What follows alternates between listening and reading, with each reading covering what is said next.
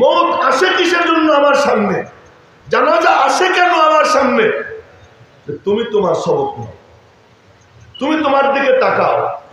মেরে মোহতারাম ভাইও, সাধারণ মানুষের মৌত আর আলেমের মৌতের মধ্যে বেশ কম কি? মৌতুল আলিম, মৌতুল আলম। কোন আলেমের মৌত যেন একটা জাহানের মৌত, একটা দুনিয়ার মৌত। তার সিনের মধ্যে যে এলেম ছিল, তার কাছে এমন কিছু জিনিস ছিল যার কারো কাছে নেই। ওই জিনিসগুলো নিয়েই সে কবরে গেছে। একজন আলেমের মৌত মানে এই লোকটার কাছে কতজনের মোবাইল নম্বর ছিল যে এই নম্বরে ফোন করে ফতোয়া নিত। এই লোকটার কাছ থেকে সাথে কতজন মানুষের মহব্বত ছিল যে তার ডাকে সাড়া দিয়ে সে মসজিদে যাইত, তার ডাকে সাড়া দিয়ে সে হারাম পথ ছেড়া হালাল পথে উঠত। একজন আলেমের সকলকেই মৃত্যুর সামনা করত। কিন্তু এই মৃত্যুটা, এটা আমরা অস্বাভাবিক করে, কেউ যখন মারা যায় খুব হাউকাও চিল্লাচিল্লি কান্নাকাটি হয়, অথচ এটাই নিয়ম। 3 দিন পরেই কিন্তু, 4 দিন পরেই কিন্তু চোখের পানি শুকিয়ে যায়, আর থাকে না। সবর কাকে বলে? আস-সাবরু ইনদা সাদমাতিল উলা। সবর হলো যখন আঘাত আসে তখন সবর করা, তখন কান্নাকাটি নিয়ন্ত্রণ করা। পরে তো সবই হাসাহাসি করবে, সবই ভর্তি করবে, চোখের পানি পড়বে। আমার নবীজির কোলে তার নাতি, নাতি কোলে থাকা অবস্থায় নবীজির কোলে ইন্তেকাল হয়। ওই সময় নবীজির চোখ দিয়ে পানি পড়ছে। এক সাহাবী বললেন, ইয়া রাসূলুল্লাহ, আপনিও কাঁদলেন, আপনার চোখেও পানি? নবীজি বললেন, আল আইনু তাদমা ওয়াল কলবু ইয়াহজুন ওয়ালা নাকুলু ইল্লা মা ইয়ারদা বিহি রাব্বুনা। চোখ আমার অশ্রুসিক্ত হবে, অন্তর ব্যথিত হবে, কিন্তু জুবানে মালিকের সন্তুষ্টির বাইরে একটা কথাও বের হবে। এই জন্য আমরা মওলানা মুফিজের ইন্তেকালে ব্যথিত, মর্মাহত, আমরা তার জন্য শোকাহত। কিন্তু সে তার নির্দিষ্ট সময়ে গেছে, আল্লাহ পাক তাকে তার নির্দিষ্ট সময়ে দিয়েছে। নির্দিষ্ট সময়ে 1 সেকেন্ড আগে হবে না, পরেও হবে, সময় মতোই তিনি গেছে, আল্লাহ পাক তাকে নিয়ে গেছে। কিন্তু দেখার বিষয় তার জীবনটা কেমন, চলে যে গেল কোনো পুঁজি আছে কিনা, আমিও যাব, আমার কোনো পুঁজি রেখে যাচ্ছে কিনা। আপনাদেরকে একটা আজীব কথা শুনাইতেছি। আমরা যখন জানাজা করি, ওই চোখ নিচের দিকে কেউ রাখবে না, মোবাইল টোবাইল থাকলে ওই যে একজনকে দেখতেছি মাথা নিচের দিকে, মাথা নিচের দিকে। যখন জানাজা পড়ি, কোনোদিন কি চিন্তা করে দেখছে যার জানাজা পড়ি তার নাম মাত্র একবার নেওয়া হয়, আর আমাদের নিজেদের কথা বলা হয় বাকি পুরোটা সময়। কি দোয়া পড়ি? প্রথমে সানা পড়ি, তারপরে দুরূদ শরীফ পড়ি, এটা তো কমন ব্যাপার। এরপরে তো দোয়া পড়ি, তাই না? সে দোয়ার মধ্যে কি? আল্লাহুম্মা গফিরলি হাইয়িনা ওয়া মাইয়িতিনা। আগে আমি, পরে ও। ও তো জাহান্নাম হয়ে গেছে, সে তো তার কামাই নিয়ে চলে গেছে, এখন কোনো আর কিচ্ছু করার নাই। যদি দৌলতে ঈমান নিয়ে গিয়ে থাকে তো জান্নাত দেখতে দেখতে মরছে। সুবহানাল্লাহ, এখন তো বলাই যায়, বলেন বলে সুবহানাল্লাহ। যদি দৌলতে ঈমান নিয়ে মরে থাকে তাহলে সে জান্নাত দেখতে দেখতে মরছে। এবং রূহ কবজ হইতে সময় মনে হয়েছে যেন একটা চিমটি দিছে, পিঁপড়া একটা কামড় দিছে। মেরে মহতার ভাই, তো জানাজায় দাঁড়াইয়া দোয়া করি, আল্লাহুম্মা গফিরলি হাইয়িনা, আল্লাহ আগে আমাদেরকে মাফ করো, ওমাইয়িতিনা, পরে তুমি ওরে মাফ করো। আগে মাফ চাই আমার জন্য, নবীজি শিখাইতেছে আগে তোমার জন্য মাফ চাও, তোমার দরকার বেশি, ওরটা হয়ে গেছে, ওর বেড়া পার হয়ে চলে গেছে, তোমার কথার দ্বারা এখন তার ঈমান যাবে না। যার নেবার সে যাবার সময় নিয়ে গেছে, তার গাঠটিতে ভৈরা নিয়ে গেছে। তুমি বলার দ্বারা নতুন একটু সংযোজন হবে। আল্লাহ আরো বাড়াই দাও, আরো বাড়াই দাও। তুমি 3 বার কুল হুয়াল্লাহ শরীফ পড়বা, তার অ্যাকাউন্টে আরো নতুন যাবে। তুমি তার জন্য কিছু দান করবা, তার অ্যাকাউন্টে নতুন সংযোজন হবে। কিন্তু অ্যাকাউন্টটা থাকা লাগবে। সে অ্যাকাউন্ট হলো লা ইলাহা ইল্লাল্লাহ মুহাম্মাদুর রাসূল। এই অ্যাকাউন্ট যার আছে, ইন্তেকালের সময় যে অ্যাকাউন্ট খুলে গেল, এই অ্যাকাউন্টটাতে খুলে গেছে, এখন তুমি দাও জমবে। এই জন্য তার নাম মাত্র একবার, আল্লাহুম্মা গফির লি হাইয়িনা ওয়া মাইয়িতিনা ওয়া শাহিদিনা ওয়া গায়িবিনা। আমাদের উপস্থিত অনুপস্থিত তাদেরকেও মাফ করো। ওয়া সগীরিনা ওয়া কাবীরিনা, আমাদের ছোটরেও মাফ করো, বড়রেও মাফ করো। ওয়া যাকারিনা ওয়া উনসানা, আমাদের পুরুষদেরকে মাফ করো, মেয়েদেরকে মাফ করো। আল্লাহুম্মা মান আহইয়াইতাহু মিন্না, আল্লাহ আমাদের যাদেরকে তুমি জীবন কয়েকদিন রাখছো, হায়াত দিছো, ফাআহইহি আলাল ইসলাম, ইসলামের উপরে তুমি তার হায়াত দাও। আমান তাওয়াফাইতাহু মিন্না, আর আমাদের যার মউত তুমি বরাদ্দ করো যখনই, ফাতাওয়াফাহু আলাল ঈমান, তার ঈমানের উপরে মউত দাও। আপনারা বলেন এই দুয়ার মধ্যে যার জানাজা পড়লাম তার কথা কয়বার? হ্যাঁ, একবার। তো কোন ব্যক্তির মউত, এটা আমার জন্য নসিহত, আমার জন্য ওয়াজ, যে আমারও ওই খাটিয়াই আসল খাটিয়া, ওই বিছানাই আসল বিছানা, ওই কবরই আসল কবর, আসল ঠিকানা আমার। এই সবক নেওয়ার জন্য হলো মানুষের মউতের পরে তার জানাজায় যাইতে হয়। হকুল মুমিনি আলাল মুমিনি সিত্তুন, মুমিনের উপরে 6টা কি হক। হক যেমন গলা টিপে উসুল করা যায়, আর অনুরোধ করে দান দক্ষিণে নেওয়া যায়। এটাকে নবীজি বলছেন হক, এটা তার পাওনা, তুমি দাও তাকে। তার জানাজায় তুমি উপস্থিত হও। তো তার জানাজায় আমি উপস্থিত হবো কেন? তোমার স্বার্থে। ওর জানাজা দেখে তোমার জানাজার কথা মনে পড়বে, ওর কবর দেখে তোমার কবরের কথা মনে পড়বে।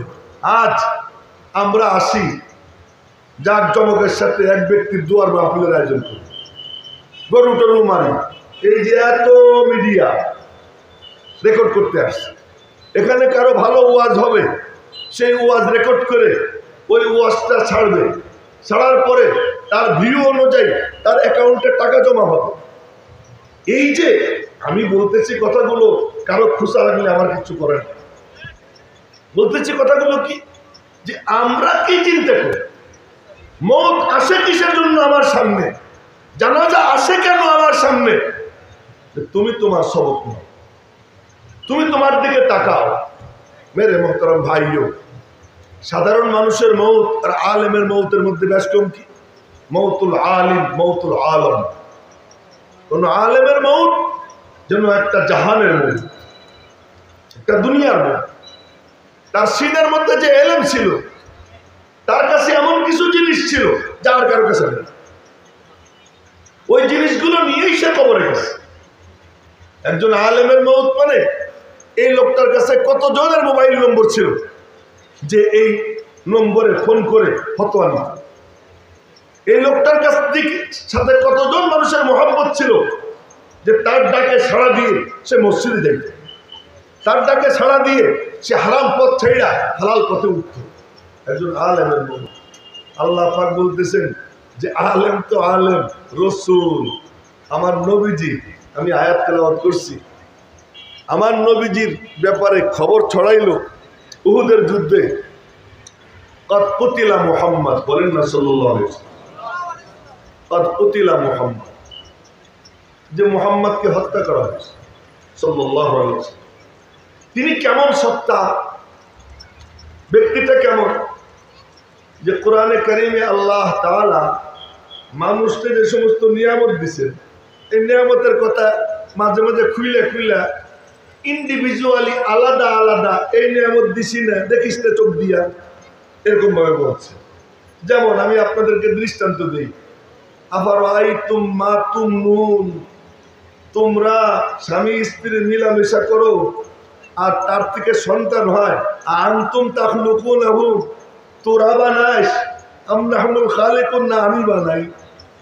বলতেছেন কে? আফারাআইতুম মা তাহরুসুন, তোরা দেখিস না ক্ষেতের মধ্যে বীজ ফেলাস, আর ওই বীজ ফেলানোর পরে মাটির মধ্যে ওইটা গেড়ে যায়, আর মাটিতে লোহা পর্যন্ত খেয়ে ফেলায়, সেই মাটি তোর এক দানারে শত শত দানাইয়ে ফেরত পাঠায়। এই ক্ষেত খামার কি তোরা করিস না আমি আল্লাহ করি? আল্লাহ জিজ্ঞেস করতেছে, আফারাআইতুম মা তাহরুসুন আনতুম তাজরাউনাহু আম নাহনুজ যারিউন আফারাআইতুমুল মা আল্লাযী তাশরাবুন। প্রচন্ড খরতাপ। আজকে আমি বুখারী শরীফের ঘন্টায় পড়াইতেছিলাম, তো আমার সবচেয়ে প্রিয় ছাত্র যে ওরে দেখি না, তো 1-1.5 মিনিট পরে আসছে, এই তুই কোথায় ছিলি? ধমক দিচ্ছি, কোথায় ছিলি? হুজুর পানি খেতে গেছে, ঠান্ডা পানি। পানি এখানে নেই, ঠান্ডা পানি খেতে গেছে। তো আল্লাহ পাক বলেন, আফারাআইতুমুল মা আল্লাযী তাশরাবুন, দেখিস না তোরা যে পানি পান করিস? আনতুম আনজালতুমুহু মিনাল মুজদ আম নাহনুল মুনজিলুন, এই যে ধুলাবালি উড়ে গিয়ে মেঘ হয়, মেঘ হয়ে যে বৃষ্টি হয়, পানি হয়, তোরা নামাইস না আমি নামাই দিই। কে নামাই দেয়? এরকম করে এক এক নিয়ামত আল্লাহ তাআলা সূরা রহমানের মধ্যে নিয়ামতের বিবরণ দিয়েছেন। খালাকাল ইনসান মিন সালসালিন কাল ফাখার ওয়া খালাকাল জান্না মিন মারিজিন মিন নার ফাবিআইয়ি আলাই রাব্বিকুমা তুকাযযিবান। এক এক নিয়ামত বইলে বইলে বলতেছেন, কোনটা অস্বীকার করবি বল? রব্বুল মাশরিকাইনি ওয়া রব্বুল মাগরিবাইন মারাজাল বাহরাইনি ইয়ালতাকিয়ান, দুই সমুদ্র পরস্পরের পাশাপাশি চলে, এইখানের পানি একেবারে স্বচ্ছ, একেবারে পরিষ্কার, এখানের পানি ঘোলা, মাঝখানে একটা রেখা রেখা দেখা যায় না। রব্বুল আলামিন বলেন, আমি দিয়ে রাখছি এখানের পানি স্বচ্ছ, ওখানের পানি ঘোলা। আমি নিজে দেখছি পদ্মার যমুন, পদ্মার পানি ঘোলা কাদা কাদা, যমুনার পানি স্বচ্ছ পরিষ্কার। ওদের কে করে জানিস? ওর মাঝখানে আমি আল্লাহ বেড়া দিয়ে রাখছি। সুবহানাল্লাহ কয় না? ভালো এরকম করে এক এক নিয়ামত বলছেন, কিন্তু কোনোটা বলেন নাই যে কথা বলার জন্য, কোনোটা বলেন নাই দেখ কি দিলাম, এ কথা বলেন। একটা জায়গায় গিয়ে বলছেন দেখ তো কি নিয়ামত দিলাম, এক জায়গায়। সেই জায়গাটা কোন জায়গা? লাকাদ মান্নাল্লাহু আলাল মুমিনিন, লাকাদ মান্নাল্লাহু আলাল মুমিনিন ইয বাআসা ফীহিম রাসূলাম মিন আনফুসিহিম। দেখ আমি আল্লাহ কি নিয়ামত দিলাম, আমি আমার পক্ষ থেকে তোদের মধ্যে থেকে একজন রাসূল তোদের মাঝে পাঠিয়ে দিলাম। রাসূলের ব্যাপারে আল্লাহ পাক বলতেছেন দেখ কি দিলাম। খুব ভালো করে লক্ষ্য করেন কথা, দেখ কি দিলাম। রাসূল কেমনে নিয়ামত হয়? রাসূল নিয়ামত হলেন যে আমার কোরআন, এটা হলো সবচেয়ে বড় নিয়ামত।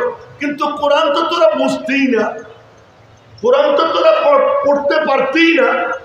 আমি কোরআন আমার দোস্তরে দিয়া কোরআনকে 4 ভাবে তার ভিতর থেকে আমি বের করছি।